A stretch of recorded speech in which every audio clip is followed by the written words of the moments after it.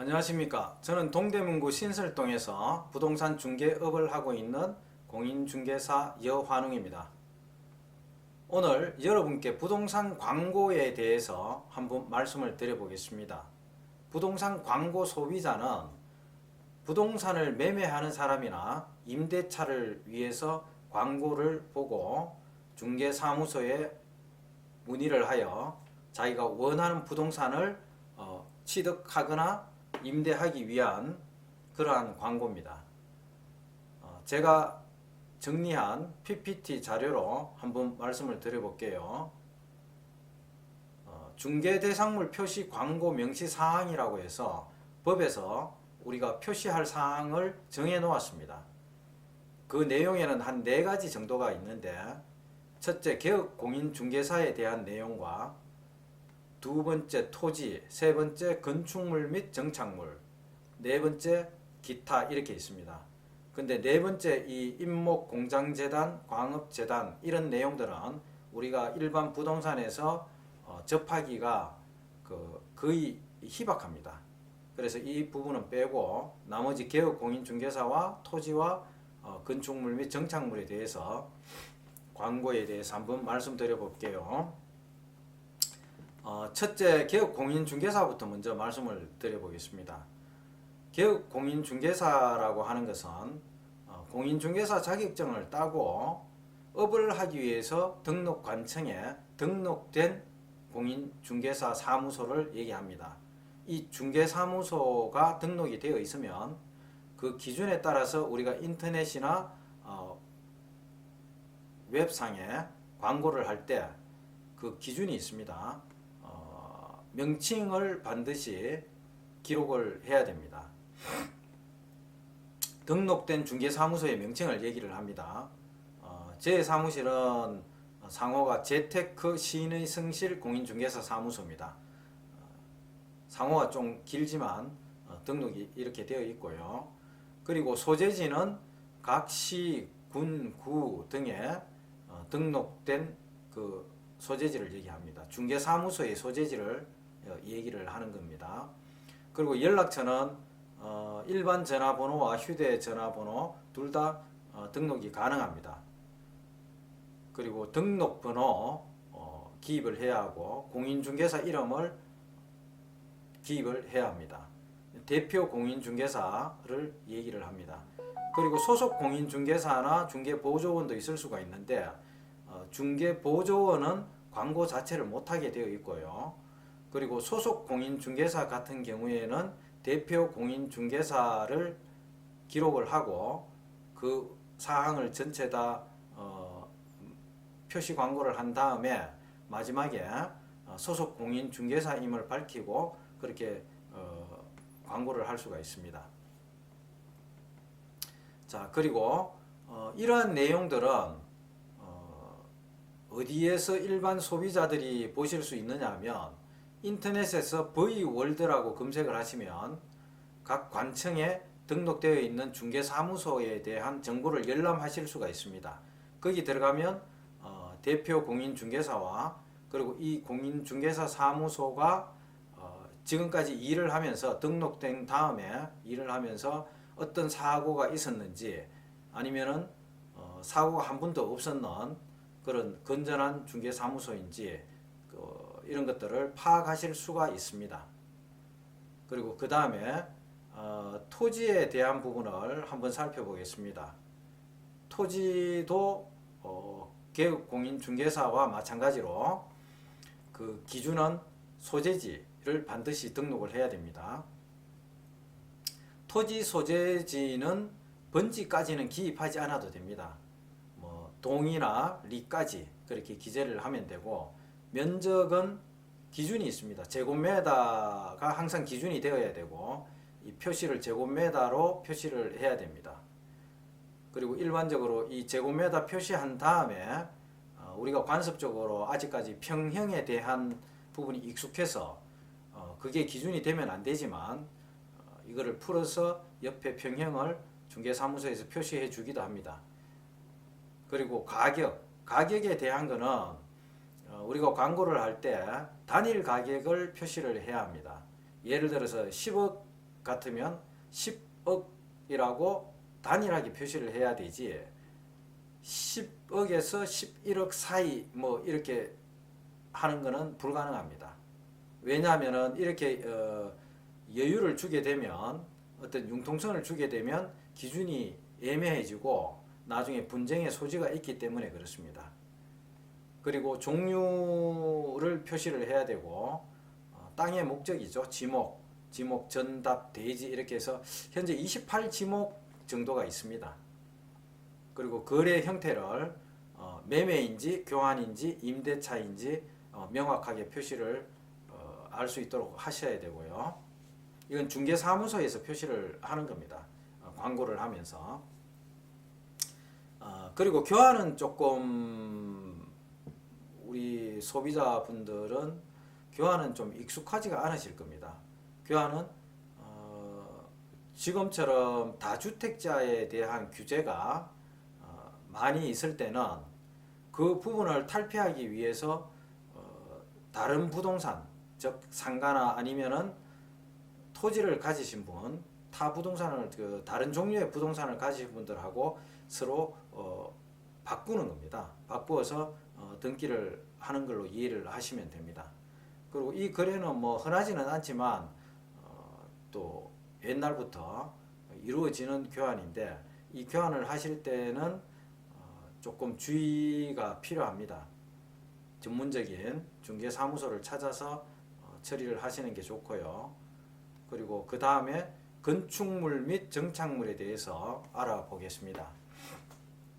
이 건축물과 정착물이라고 하는 것은 우리가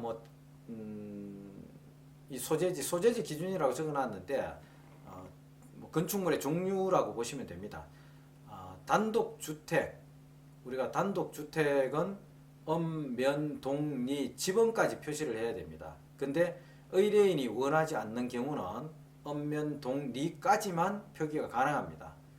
저희들 중개사무소 입장에서는 지번까지 표시를 하게 되면 범죄에 노출될 수도 있고 그리고 여러 가지 원하지 않는 그런 상황을 맞이할 수가 있어서 이 지번을 표시하는 것은 좀 뭔가 조금 저희들도 원하지 않는 그런 방향인 것 같은데 일단 정부에서는 지번까지 표시하라고 기준은 되어 있습니다. 그렇지만 의뢰인이 원하지 않는 경우는 생략할 수도 있다는 거. 그리고 단독주택 외에 집합건물을 얘기를 하는 거죠. 단독주택 외에 빌라나 아니면 아파트 이런 것들은 읍면, 동리, 지번까지 반드시 표시를 해야 되고요. 몇 동인지도 표시를 하셔야 되고요. 그리고 층수도 표시를 해야 됩니다. 근데 의뢰인이 원하지 않는 경우는 우리가 빌라 같은 데나 아파트를 보면 한 층에 두 가구 또는 여러 가구들이 이렇게 같이 한 층에 있는 경우가 있습니다. 그래서 그런 경우에는 의뢰인이 원하지 않는 경우에 층수만 표시를 해주시면 됩니다. 층수도 정확하게 표시를 하면 또 지분 공개처럼 사적인 어떤 영역을 침범할 수도 있기 때문에 의뢰인이 원하지 않는 경우는 저중고로 표기하셔도 됩니다. 자, 그리고 단독주택은 단독주택과 집합건물의 다른 점은 단독주택 같은 경우에는 의뢰인이 원하지 않는 경우에 지번을 생략 가능하고 빌라나 아파트 경우에는 층수, 지번까지는 반드시 표시를 해야 되는데 층수 같은 경우에는 저중고로 그렇게 표기가 가능하다는 것입니다. 그리고 근린생활시설에서는 읍면, 동, 리, 층수까지만 표기하면 되겠습니다. 근생시설이라고 하는 것은 집합건물이지만 각각 소유권을 가지고 있는 그런 점포를 얘기를 합니다. 이 세 가지 건축물 내부 세부적으로 또 표시할 사항이 있습니다. 그 소재 이 건축물 세부적으로 표시해야 될 사항은 면적이 표시돼야 되고요. 기본적으로 제곱미터로 표시해야 되고 가격은 단일 가격으로 표시하셔야 되고요. 건축물의 용도는 미등기 건물 같은 경우에는 미등기 건물이라고 표시를 하셔야 됩니다. 그리고 건축물의 용도는 상업용인지 주거용인지 뭐 이런 것들을 얘기를 합니다. 그리고 거래 형태는 매매인지 교환인지 임대차인지 총층수, 뭐 총층수는 이렇게 보통 표시를 합니다. 5층 건물에 1층에 임대를 하면 5층 중 1층 이렇게 표시를 목적물을 표시를 하고요. 입주 주택 같은 경우에 아니면은 다른 상가 같은 경우에 입주 가능일을 표시를 해야 되는데 즉시 입주할 수 있음 뭐 이런 정도는 표기할 수가 있습니다. 근데 입주일을 명확하게 몇 월 며칠까지 표기를 해야 됩니다. 그리고 이게 좀 애매한 부분이 있습니다. 서로 사정이 있어서 바로 또 날짜를 정했더라도 그날 입주를 못하게 되는 경우에는 일단 광고할 때는 정확하게 표시를 해두고 그 이후에 발생되는 변경 사항에 대해서는 서로 또 협의를 하시면 되겠죠. 방의 개수와 욕실 수를 표기를 해야 되고 사용 검사 또는 준공일 이런 것들을 표기를 해야 됩니다. 이거는 뭐 연식을 구분하기 위해서 표시를 하는 거라고 보시면 됩니다. 그리고 주차 대수는 건축물 관리 대장에 표기가 되어 있습니다. 근데 정비가 되지 않아서 어떤 건축물 대장에는 표시가 안 된 데도 있습니다. 그럴 경우에는 표시가 안 된 사항을 기록을 해 주고요. 관리비에 대해서도 정확하게 표시를 해 주셔야 되고 방향은 주거용인 경우에는 거실이나 안방 기준으로 방향을 표시를 해주고 비주거용인 경우에는 주출입구 기준으로 그렇게 표시를 하면 되겠습니다. 우리가 일반 소비자 같은 경우에는 이 부동산 중개법에 중개 대상물 표시 광고법에 이렇게 정해져 있는 사항을 거의 뭐 모르고 계십니다. 우리 그 중개사무소에서 늘 관청에서 이런 것들을 제대로 하고 있는지 단속을 하고 또 민원이 들어오면 이 부분에 대해서 잘못된 부분들을 과태료를 통해서 이러한 것들을 단속을 하고 있기 때문에 정상적인 중개사무소에서는 철저하게 이거를 지키고 있습니다.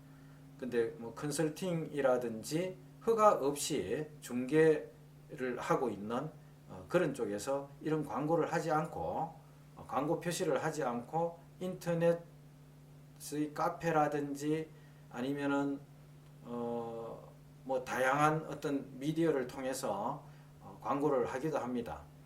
그래서 이런 부분들을 중개 사무소에서는 반드시 표시를 해야 된다는 걸 아시고 이 부분을 참고로 해서 이 표시 사항이 시원찮다 뭐 그런 부분들이 있으면 한번 조심을 해야 되는 부분입니다.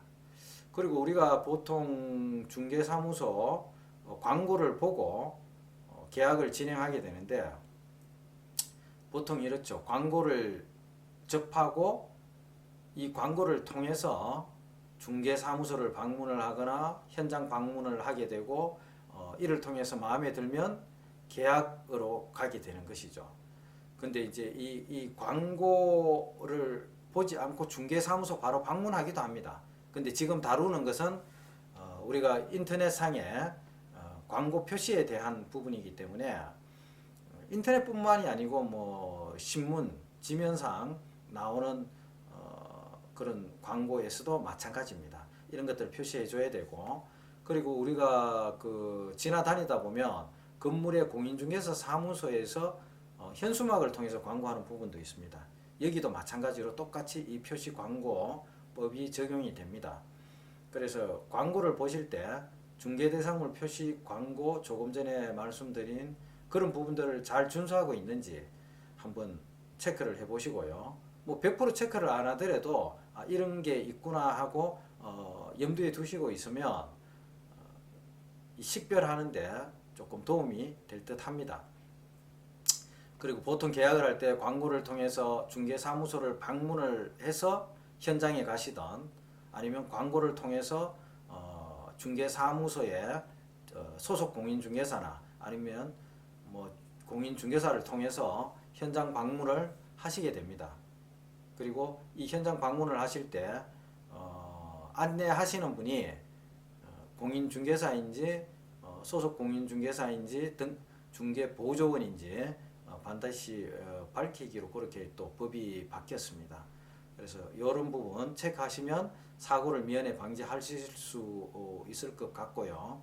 그리고 여기에서 성사가 되면 사무실에서 계약을 쓰게 되겠죠. 그리고 계약을 쓰실 때는 공적 장부, 등기부 등본과 나머지 건축물 같으면 건축물 대장, 그리고 토지 같으면 뭐 임야 대장이나 토지 대장, 지적도, 그리고 그 매도인이 가지고 있는 등기 권리증 이런 사항, 그리고 임대차 하시는 분들은 나머지 부분들 제대로 어떤 부분이 잘 되고 있는지, 뭐 어려움이 없는지 공인중개사를 통해서 잘 여쭤보시고 계약을 하시면 2023년도에 발생되었던 그런 전세 사기 같은 이런 것들을 미연에 좀 방지할 수 있을 걸로 봅니다. 자, 오늘은 여기까지 말씀을 드리고 다음에 또 더 나은 내용으로 여러분들께 찾아뵙겠습니다. 지금까지 들어주신 여러분 감사합니다. 다음에 또 뵙겠습니다.